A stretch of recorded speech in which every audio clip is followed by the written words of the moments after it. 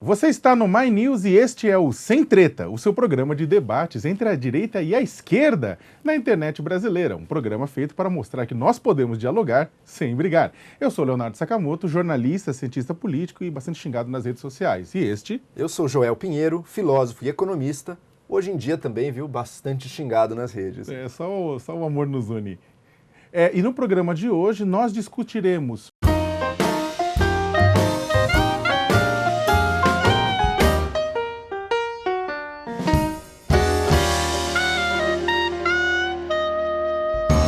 Joel, tudo bem? Beleza, Saka? Eu acho que antes de começar a gente podia falar um pouco dos comentários que chegaram sobre o primeiro programa. Esse é o segundo programa, seu programa de estreia, né?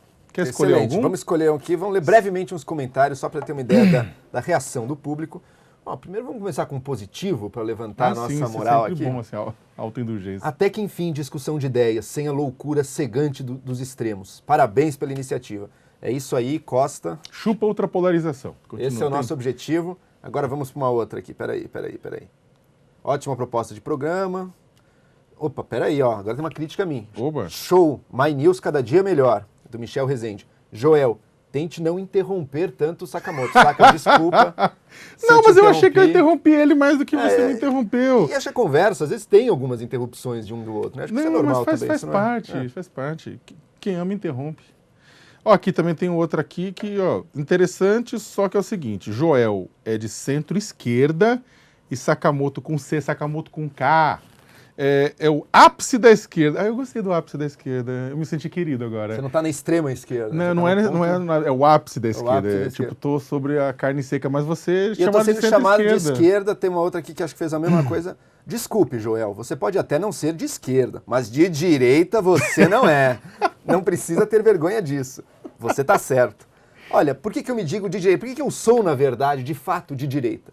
Porque eu defendo mais mercado, mais livre mercado no Brasil, defendo um sistema no qual o indivíduo tenha mais espaço de ação, no qual o Estado se limite às suas atribuições mais essenciais.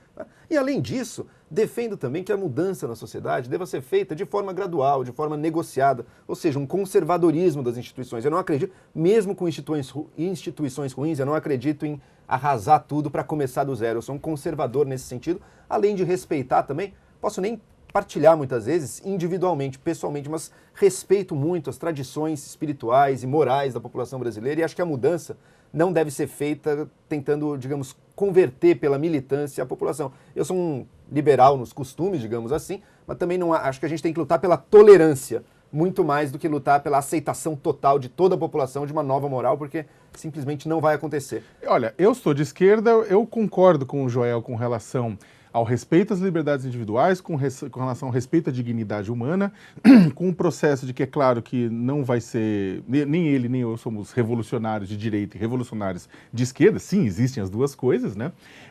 Agora, eu acredito no papel de um Estado que é capaz de corrigir, né, que está lá exatamente para evitar que desigualdades tragam sofrimento, para evitar que a desigualdade, que muitas vezes surge pelo fato de que nem todos nós começamos com as mesmas, digamos, com os mesmos direitos, né, na largada da corrida da vida, Estado que possa não tirar as conquistas das pessoas, mas um Estado que consiga garantir qualidade de vida para o maior número da população possível, seja um Estado que sim, interfira na vida cotidiana, não para dizer o que o Joel deve fazer ou não deve fazer, mas para corrigir defeitos que o capitalismo tem. Talvez tenha, né? E última prova para dizer que eu sou de direita. Perguntaram para Olavo de Carvalho, isso está filmado, é uma entrevista dele na internet, quem é a figura mais detestável da direita?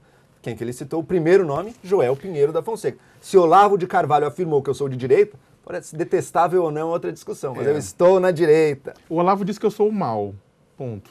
Então eu acho que, é verdade, eu sou o mal, o Joel é o detestável da direita, e o mal versus o detestável de direita vão conversar hoje sobre privatização é a solução. É isso aí. É a solução? Olha, a gente está vivendo, Saca, um momento em que essa agenda da privatização voltou assim, claramente para a agenda do governo brasileiro, né? O Ministério da Economia tem essa agenda de forma muito forte e o ministro da Infraestrutura, que é um dos que mais trabalha realmente nesse governo, também está levando adiante uma agenda que tem um potencial muito positivo para o Brasil. Tá?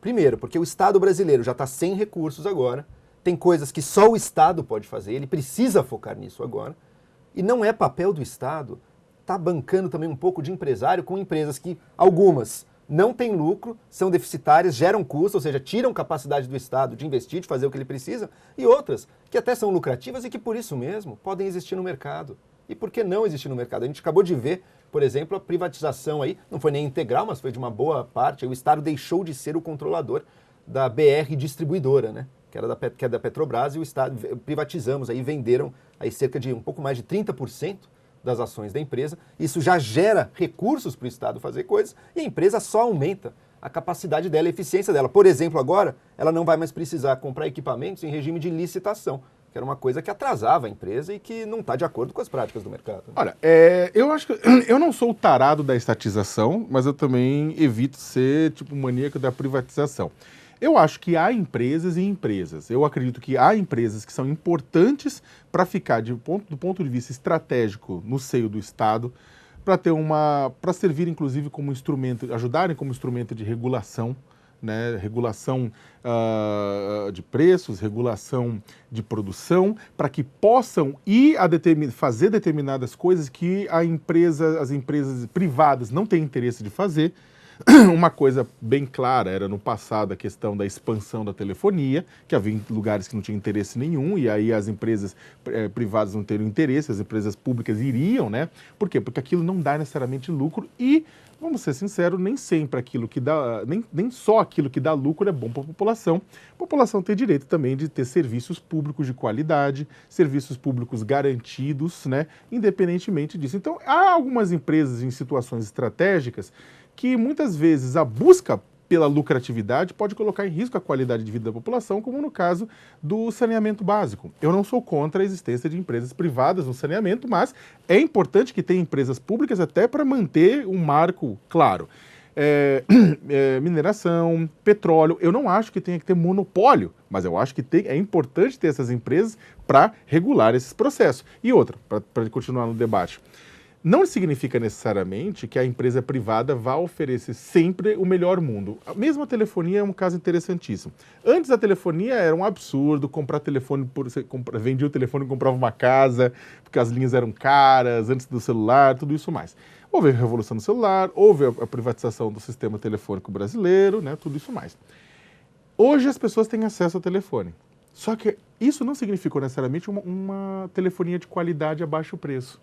Né, você vai pegar o nosso custo. Nos Estados Unidos, o custo da telefonia é muito mais barato e a qualidade é muito melhor do que aquela oferecida pelo capitalismo brasileiro. Pois é, no Brasil vigora também um sistema de pouca concorrência. Você tem as empresas que operam no Brasil muitas vezes oferecem serviços melhores e mais baratos em outros países. É porque a empresa no Brasil ela resolve ser, mas não, no Brasil na verdade a própria regulação parece ser um pouco opressiva, um pouco em demasia aqui. Em outros lugares permite mais concorrência, tem serviços a preços e qualidade, preço menor e qualidade melhor. Isso é mais concorrência, né? É difícil você reestatizar a telefonia. Não estou propondo isso não. Estou só falando da importância de ter alguma regulação, alguma regulamentação você tem que ter. E determinadas empresas estatais, desculpa te interromper, colocando também, fazendo pressão no processo para movimentar um mercado que é extremamente... Mas isso é um pouco o que o Brasil fez nos últimos anos, né? Por exemplo, por meio do preço. Eletrobras, Petrobras, vendendo a preços artificialmente baixos, que quebrou a própria Petrobras, chegou perto de quebrar, porque não quis acompanhar o preço de mercado, sendo uma empresa estatal, pode se dar esse luxo, vendeu a preço abaixo, e daí a empresa quase quebra, além de ter distorcido toda a nossa economia. É muito melhor o governo deixa nas mãos privadas a empresa, agora tem uma finalidade social que precisa ser feita, então o governo paga aquele serviço. É melhor do que você mexer no preço, porque ao mexer no preço também, você não está ajudando só o pobre quando você vende energia barata. Mas não é só... Você subsidia todo o consumo de energia de uma maneira... Mas não é mexer no preço no sistema estrutural, assim que eu estou falando. Eu não estou a favor do sistema de preço que tinha sido colocado no mercado pela Dilma. Isso eu sou contra, eu sei que isso causou problemas muito graves. Agora, eu acho sim que as empresas podem agir, inclusive na quantidade de petróleo que você coloca no mercado, demanda e oferta. Você pode, atuar e regular os preços através de outros processos que não sejam simplesmente tabelar. Você tem empresas que estão jogando mais coisas no mercado, menos coisas no mercado, que estão abrindo... Você teve os bancos públicos. Os bancos públicos brasileiros resolveram fazer uma política...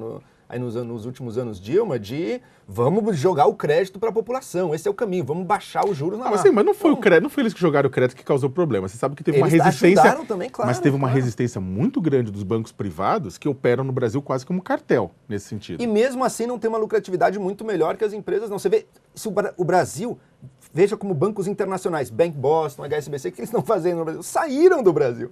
Porque a coisa não é tão boa. A gente tem um mercado muito distorcido em várias frentes aqui, mas eu acho o sistema financeiro brasileiro é totalmente distorcido. E vários sistemas, e o ponto é o seguinte... Colocar dinheiro no mercado. O banco público ter feito esse crédito eu não acho barato ruim. O crédito barato eu não acho ruim, porque é o seguinte, de certa forma, a crise só não...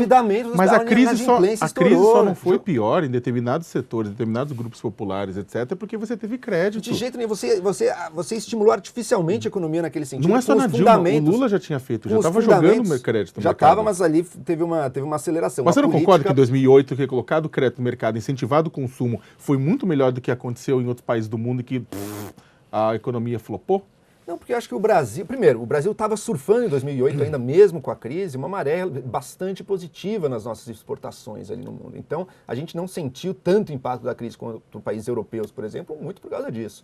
Agora, o que tem que perceber é que não é você mexendo no preço, seja na taxa de juros de um banco público, seja no preço do combustível, seja no preço da energia de uma estatal, não é você mexendo no preço que você vai gerar, vai estimular algum tipo de consumo ali, sem dúvida, mas você não vai gerar o crescimento sustentável que você precisa. Num país em que pelo contrário, quebrou o Brasil. Foi um desastre para o Brasil a política bancária. Olha, dá para você dizer que uma série de coisas quebraram, o país. Agora, a política bancária não será. A política bancária não foi a razão de ter quebrado o governo. Não foi a única razão. Você tem um milhão fiscal do governo. Não foi. Você tem um milhão de problemas do governo Dilma, não foi a política bancária que quebrou o Brasil. Bem pelo contrário, eu poderia dizer, inclusive, o contrário, que a política, na verdade, de concentração bancária, a política de bancos privados, bancos privados que mantiveram tudo no alto. O spread bancário brasileiro é nojento. Né? Isso tem uma carga enorme de responsabilidade e joga essa responsabilidade na tentativa de solução e não no problema. Vamos ser sinceros, o capitalismo brasileiro, essa concentração do capitalismo brasileiro é pornográfica.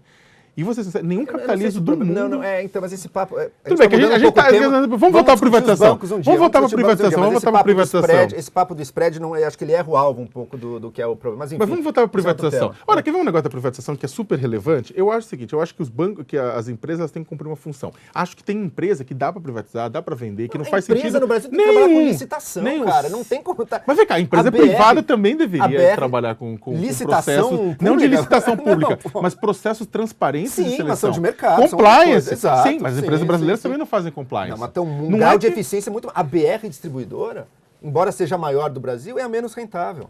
E agora vai melhorar.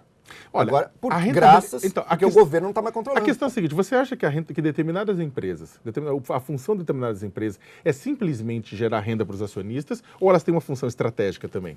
Não, o papel da empresa é suprir as demandas do mercado e o papel do governo é suprir aquilo que o mercado não atende mas corretamente. Mas para isso, vem cá, em todos os lugares do mundo você tem empresas estatais que têm papel estratégico, inclusive em países com desenvolvimento... Veja só, vamos pegar um exemplo de uma estatal que funciona, estatal do petróleo norueguesa. Sim, estatal que funciona. Exato. Ela é uma empresa que funciona como Statoil, uma empresa... Né? Statoil. Ela funciona como uma empresa de mercado. Mas é. Ela não mexe nos... Sim, tudo bem, ela é estatal. Não é impossível a empresa estatal funcionar, mas daí você criou uma barreira total e ela não funciona porque o governo está achando agora que o combustível tem que estar mais barato, por isso ou por aquilo, então vamos baixar. Não tem isso. E isso é o principal. Não, mas eu não tô, mas é que você está defendendo. Eu não sou a favor de vender gasolina mais barato. Não, mas pode ser um motivo estratégico. Não, mas o fato de ter uma estatal em si é estratégico. Você tem, querendo ou não, por mais que ela opere dentro do mercado, ela faz para a sociedade? É estratégica. O que ela faz para o governo? O que acontece com os dividendos dela? Vão para um fundo soberano de investimento. Sim. Então não é nem que ela gera dividendo para pagar a política pública, como acontecia na Venezuela, por exemplo. Mas você não precisa isso na Noruega, porque é um país com uma democracia consolidada e estável e com uma desigualdade extremamente reduzida. Você está em outros países, claro, eu acho que aí tem cada função, cada função. Isso, mas cada função. Tem certos países que o objetivo deles, com relação aos recursos, são outros. É uma empresa de mercado. Parte dos recursos do lucro vai ser de reinvestimento. Agora, tem uma parte de dividendos retirados dessa história que podem ser reinvestidos na qualidade de vida da população. Afinal de contas, você tem impacto, você tem processos, você tem... Mas é um perigo. O que a Venezuela fez foi justamente, vamos pegar os dividendos do petróleo e vamos transformar isso em política. Mas daí a sua política social fica dependente do preço do petróleo. Mas você está usando como exemplo a Venezuela, que é um país... Ok, pois é, mas o Brasil está mais perto deles. Não, mas imagina, o Brasil como política está mais perto da Venezuela? Porque a gente... Mas em que ponto? Deixa eu mostrar um ponto importante. Tudo bem, se você conseguir fazer, mas não é, até pouco tempo atrás, muita gente dizia que não é. Não bota no meio. Se você conseguisse fazer uma separação total entre uma empresa estatal, o governo é o dono da empresa, mas ela se comporta como uma empresa de mercado, totalmente independente, e os dividendos dela você bota no fundo, então podemos até discutir. O que acontece no Brasil, na prática, é o aparelhamento da empresa. É empresa estatal, então, tratada aí como uma parte concordo do governo. Com você. Mas é por isso que ela é estatal, Mas eu concordo com você. É isso que ela é. Os Estados Unidos não tem uma empresa nacional do petróleo. Não precisa ser os Estados Unidos. Tem uma série de países... Não tem uma empresa nacional do petróleo. É perfeitamente viável para um país. Você tem uma série de países... Os Estados Unidos não tem empresas nacionais, mas toda vez que as empresas nacionais americanas dão problema com uma Ford, com uma GM, os caras injetam dinheiro público lá dentro também. É uma outra discussão que a gente vai ter pra frente. Qual o papel do governo junto às empresas? Aí os Estados Unidos é um governo que age... Dá mais dinheiro o Estado nas empresas do que os Estados Unidos. Não, a gente inclusive dá mais subsídio para empresas. Tanto é que a gente inclusive dá dinheiro para as empresas americanas quando estão em crise, que aconteceu com as montadoras. Pode até ser, exatamente. Mas não é essa diferença. Sim, mas aconteceu é outra coisa. O que estamos discutindo é questão o quê? É governança. O que estamos discutindo é um nome, na verdade, horrível, mas é governança.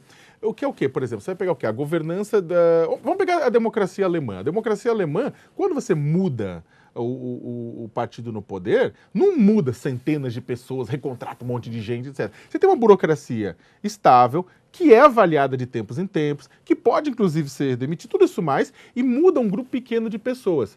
Isso, na verdade, poderia acontecer também para a empresa de mercado. Estável, cara. Mas não é uma burocracia estável. Não é uma burocracia estável, mas é a quantidade de pessoas que são indicadas quando você tem mudança do processo. O Brasil, ter uma governança muito melhor. Ele joga um monte de gente partido, seja em estatal, seja em... Está sendo com o Bolsonaro, foi com o Lula, foi com a Dilma, foi com o Fernando Henrique, joga gente, tira gente, joga gente, tira gente. Mudar a governança de determinadas estatais e mantê-las talvez fosse mais... Mas daí não dá muito o que você está querendo, né? Você está querendo usar a estatal para fins do governo, fins estratégicos do governo, e ao mesmo tempo mantê-la totalmente blindada. Uma coisa que dita a outra, né? É sempre justificado como fim estratégico esse aparelhamento. Eu acho que é o seguinte, eu não penso em aparelhamento, eu penso no papel da estatal, não no varejo agindo todo dia. Olha o diesel, diminui, aumenta, olha o gás, aumenta. Não isso, mas o fato da existência de uma empresa pública com tamanho, com um objetivo que é um objetivo público, vai ter um comportamento de mercado, mas tem um objetivo guiado por metas públicas também, e que exista em si e que gere dividendo. A existência de determinadas estatais, ela é fundamental para o processo. Que eu acho que... O Brasil tem 138 estatais federais, eu acho que a gente pode diminuir muito. Se a gente pegar estados e municípios, mais de 400, dá para diminuir muito. Lembrando, isso gera recursos para o Estado investir naquelas coisas em que só ele pode investir. A estatal que dá lucro, cara, deixa no mercado. Os Estados Unidos não tem empresa de petróleo. A gente ganha impostos com ela porque ela cresce, ela se torna mais eficiente. Veja a Vale. O aumento do valor da Vale depois que ela foi, ao longo dos anos, depois que ela foi privatizada, é enorme. Ela se tornou muito mais eficiente. A gente arrecada mais com isso e o Estado foca no que ele é essencial. Olha, só para terminar, o nosso tempo está acabando, né? A gente vai encerrar agora só para um comentário. Eu acho que a Vale se tornou mais eficiente em alguns pontos, mas ao mesmo tempo eu diria que os municípios de Brumadinho e Mariana não concordariam com a eficiência da Vale. Mas daí Chernobyl era pública também, isso é a regulação. A União Soviética não serve, não. União Soviética você falar de Hitler, quase. União Soviética não funcionava, não funcionava mesmo. Agora, a busca da Vale pelo lucro fácil também causou o que causou em Brumadinho, Mariana e em outros lugares. Bem, gente, a gente está chegando no final do programa, só para fazer umas considerações finais. Eu acho que em última instância essa discussão a gente vai ter que retomar mais para frente, Joel, porque diz respeito à questão do Estado mínimo ou um Estado atuante. Né? Eu acho que, em última instância, a nossa discussão, ela... Eu nem me defino como Estado mínimo, mas enfim... Sim, não estou falando de defino, estou falando mais enxuto e um Estado mais atuante, que eu acho que essa discussão ela acaba girando em torno disso. A gente vai ter que retomar mais para frente. Com certeza. Mas, espero que tenham gostado aí da discussão. Joel Pinheiro, Leonardo Sakamoto, estamos no Sem Treta. Não se esqueçam de se inscrever no My News e acompanhar este e outros debates. Até!